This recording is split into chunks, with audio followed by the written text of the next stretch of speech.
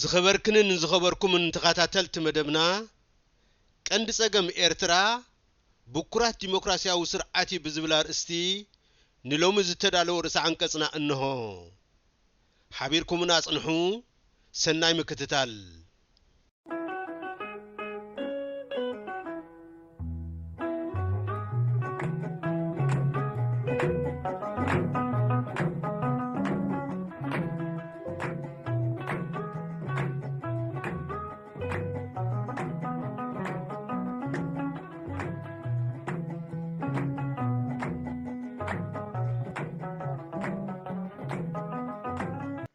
ክቡራትን ክቡራንን ሰማዕትና ቀንዲ ጸገም ኤርትራ ብኩራት ዲሞክራሲያዊ ስርዓት እዩ ብዝብል አርእስቲ ንሎሚ ዝተዳለወ ርእሰ አንቀጽ እንሆ ዘቕርበልኩም አስገደት ምሕረት አብ እየ ኤርትራን ህዝባን ብኸቢድ ጸገም ክሓልፉ ከም ዝጸንሑን ዘለውን ፀሓይ ዝወቕዖ ሓቂ እዩ ኤርትራ ኣብ ከምዚ ዝኣመሰለ ጸገም ናይ ምውዳቓ ሓቀኛ ጠንቂ እንታይ እዩ ዝብል ሕቶ ብተደጋጋሚ ብብዙሓት ወገናት ክምለስን ከጨንቕን ዝጸንሐን ዘሎን እዩ ናይዚ መሰረታዊ ሕቶ መልሲ ኤርትራውያን ዝሓልፍዎ ዘለዉ ህይወት ምዃኑ እኳ ብሩህ እንተኾነ ነቲ ጉዳይ ብቐረባ ዘይፈልጥዎ ኣካላት ዝህብዎ ምላሽ ግና ዝተፈላለየ እዩ ገለ ወገናት ብደረጃ ስፍሓት ንእሽቶ ብምዃና ከም ምኽንያት ናይ ጸገማ ገይሮም ከቕርብዎ ይስምዑ ንዋሕዲ ህዝባ ከም ጠንቂ ናይ ጸገማ ገይሮም ክርድእዎ ዝፍትኑ እውን ኣይተሳእኑን ሕሉፍ ሓሊፎም ኤርትራ ናብዚ ንዓለም ዘስደምም ዘሎ ድሕረትን ጭቆናን ምውዳቓ ካብ ኢትዮጵያ ተፈልያ ልዑላዊት ሃገር ምዃና እዩ ክብሉ ዘይሓፍሩ እውን ይስምዑ እዮም እዞም ኣቐዲሞም ዝተጠቕሱ ኤርትራ ናይ ሕሰምን መከራን መርኣያ ንኽትከውን ዝደረኹ እናተባህሉ ዝጥቀሱ ምኽንያታት ቅቡላት ከም ዘይኮኑ ብዙሓት መርትዖታት ምቕራብ ይከኣል ኤርትራ ብስፍሓታ ኣብ መስርዕ 195 ሃገራት ኣብ መበል 101 እትርከብ እያ ካብተን ካብኣ ዝንእሰ ሃገራት ድማ ብዙሓት ኣብ ዝሓሸ ኩሉ መዳያዊ ዕብየትን ህድኣትን ከም ዝርከባ ዘዳዲ ኣይኮነን ብመንፅር ብዝሒ ህዝቢ እውን ኣብዚ እዋን እዚ ኣብ መበል 132 ደረጃ እትርከብ ክትከውንን ከላ ካብኣ ዝወሓደ ህዝቢ ዘለወን ከዓ ኣብ ዝሓሸ ሃለዋት ዝርከባ ምዃነን ጸገም ኤርትራ ምስ ዋሕዲ ህዝባ ዘይተሓሓዝ ምዃኑ ዘርኢ ጭብጢ እዩ ኤርትራ ኣብዚ ዘላቶ ጸገም ዝወደቐት ልዑላዊት ሃገር ብምዃና እዩ ዝብልዎ እሞ ድማ ንኽብሪ ልዑላውነት እውን ስለ ዘነኣእስ ፈጺሙ መሰረት ዘይብሉ ሚዛን ጥራይ ዘይኮነ እቶም ከምኡ ዝሓስቡ ናይ ምዕምጣራን ተመሊስካ ምግዛእን ህርፋን ከይህልዎም ዘጠርጥር እዩ ናብቲ ክውን ሓቂ ክንመጽእ ከለና ድማ እተን ኣብ ዝተፈላለየ ደረጃ ምዕባለ ዝርከባ ሃገራት ኩለን ልዑላውያን ምዃነን እዩ እቲ ንኤርትራ ኣብዚ ዘላቶ ውዲቕዋ ዘሎ ከምቲ ብርትዓውያን ገምገምቲ ተደጋጊሙ ዝጥቀስ ብኩራት ዲሞክራሲያዊ ስርዓትን ትካላቱን እዩ ኤርትራውያን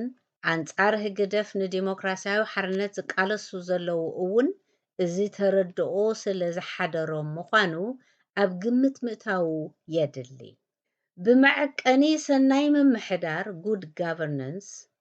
ብኣወንታ ቅድሚት ካብ ዝስርዓ ልዑላውያን ሃገራት ሲንጋፖር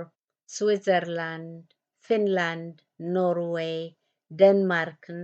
ማናኮን ዝኣመሰላ ተሰሊፈን ይርከባ ኤርትራ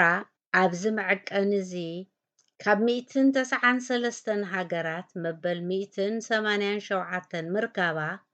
እቲ ሓቀኛ ምኽንያቱ ብኩራት ዲሞክራሲ ምዃኑ የርኢ ስፍሓት መሬት ከም መዐቀኒ እንተወሰድና ማናኮ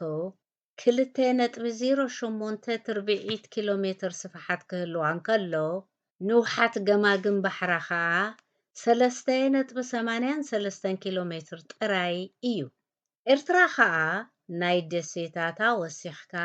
2234 ኪሎ ሜትር ዝነውሓቱ ገማግም ባሕርን 117600 ትርብዒት ኪሎ ሜትር ስፍሓትን እትውንን ሃገር እያ። ኣብዚ እዋን እዚ ብዓለም ደረጃ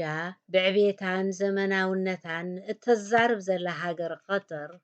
ኣብ ምድረ በዳ ዝተደኮነት ስፍሓት መሬታ 11581 ትርብዒት ኪሎ ሜትር ብዝሒ ህዝባ ድማ 2.8 ሚልዮን እሞ ድማ ካብቲ ዝሰርሕ ዓቕማ ልዕሊ 95 ካብ ሚእቲ ወፃእተኛ ምዃኑ ምስተውዓለ እውን ካልእ መርኣያ ኮይኑ ዘጠቀስ እዩ። ኤርትራ ምስቲ ዘለዋ ኣዝዩ ጽኑዑን ጻዕራምን ህዝቢ በብዓይነቱ ናይ ልዕሊ ምድርን ትሕቲ ምድርን ተፈጥሮኣዊ ሃብትን ብሓፈሻ ብፍላይ ድማ 26 ካብ ሚእቲ ካብ መሬታ ተሓራሲ ብወርቂ፣ ግራናይት፣ እምነበረድን ፖታሽን ዝኣመሰሉ ማዕድናትን ዝተዓደለት ምዃና ተወሲኽዎ ህዝባ ተጸባይ ምዃኑ ነቲ ቀንዲ ምኽንያታ ኣብ ብኩራት ሕገ መንግስታዊ ምሕዳር ዝወለዶ ምዃኑ ንምርድኡ ኣየጸግምን። እቲ ነዊሕ ዕድሚኡን ብመስርሕ ዝረጋገጽን መትከል ሰናይ ምምሕዳር ብብዝሒ ብመስርሕ ዝዓቢ ዓቕምን ሰፊሕ ትርጉምን ዘለዎ ኣብ ኤርትራ ጠሪሹ በኺሩ ዘሎ ኣምር እዩ። ካብቲ በዓል ብዙሕ መልክዕ ኣተረጓጉምኡ ስልጣን ኣብ ምምሕዳር ቁጠባ ሃገር ማሕበራዊ ጸጋታትን ንዕብየት ዝውዕለሉ ቅዲ ምኽታልን እዩ ዝብል ሓደ እዩ። ሰናይ ምምሕዳር ዝተፈላለዩ ዝግለጸሎም መርኣያታት ዘለዎም ኣምር እዩ። ናይ ዜጋታት ምዕሩይ ኩለመዳያዊ ተሳትፎ ኣብ ጉዳይ ሃገሩ ህላዌ ልዕልና ሕግን ሓለዋ ሰብኣዊ መሰልን ግሉጽነትን ንዝምልከቶም እኹል ሓበሬታ ምቕራብን ምውሳድ ሓላፍነትን ምትግባር ዝተኣተወ ቃልን ናይ ብዙሓት ሓሳብ ዘማእኸለ መስርሕ ኣወሳስና ምኽታል ማዕርነትን ኣሳታፍነትን ኣድማዕነትን ብቕዓትን ተሓታትነትን ርእይቶ ውሕዳት ንኽስማዕ ዕድል ምሃብን ዝብሉ ካብቶም ብዙሓት መግለጺኡ ውሕዳት እዮም። እዚኣቶም ኩሎም ከዓ ብመንጽር ወሳኒ ግደ ህዝቢ ኣብ ጉዳዩ ዝተቓነዩ እዮም። ብመንጽር እዚ ኣብ ኤርትራ ድሕሪ ነፃነት ናይ ኩሎም መግለጺ ሰናይ ምምሕዳር ብኩራት እዩ ጸኒሑን ዘሎን። ናብቲ ኣቐዲሙ ዝተጠቕሰ ኣህጉራዊ መዐቀኒ ሰናይ ምምሕዳር ከይከድና ኣብ ኤርትራዊ ዘቤታዊ ዋኒን ሕገ መንግስትን ካብኡ ዝምንጩ ሕግታትን የለን። ሎሚ ንኤርትራ እመርሓ ኣለኹ ዝብልን ንቁልቁል ዝንቆት ዘሎን ኣነ እየ ክንዲ ኩሉ ኢሉ ዝምካሕ ጉጅለ ህግደፍ ክሳብ ክንደይ ጠንቂ ብኩራት ሰናይ ምምሕዳር ከም ዝኾነ ብሓፈሻ ኣብ ተደጋጋሚ መድረኻት ብፍላይ ድማ ኣብ ናይ 23 ሓምለ 2025 ቃለ መጠይቕ ዲክታተር ኢሳያስ ኣፈወርቂ ከም ብብዙሕ መልክዓት ዝግለጽ ዘርባዕባዑ ኣረጋጊጽዎ እዩ። ብሰንኪቲ ዓምጻጺ ምምሕዳር ናይቲ ጉጅለ ብልዕሊ ህዝቢ ኤርትራ ዝወረደ እቲ በዳሊ ጉጅለ እውን ዘይክሕዶ ቁጠባዊ ድኽነት ማሕበራዊ ቅልውላውን ሰብኣዊ ዓመጻትን ምዝርዛሩ ዝከኣል ኮይኑ ብዓብይኡ ከዓ ናይ መንእሰይ ኤርትራ ፈቐድኡ ተሰዲዱ ይሓልፎ ብዘሎ ህይወት እውን በሪኹ ዝረአ እዩ። ብመንጽር እዚ እቶም ንድሕረት ኤርትራ ሓቀኛ ጠንቂ ዘይኮኑ ምኽንያታት እናጸፍጸፉ ህዝብና ኣብዚ ዘለኽዎ ሕሰም ዝወደቕኩ ነፃ ሃገር ስለ ዝወነንኩ እየ ኢሉ ምእንቲ ልኡላውነት ሃገሩ ዝኸፈሎ ዋጋ ኣጣዒስዎ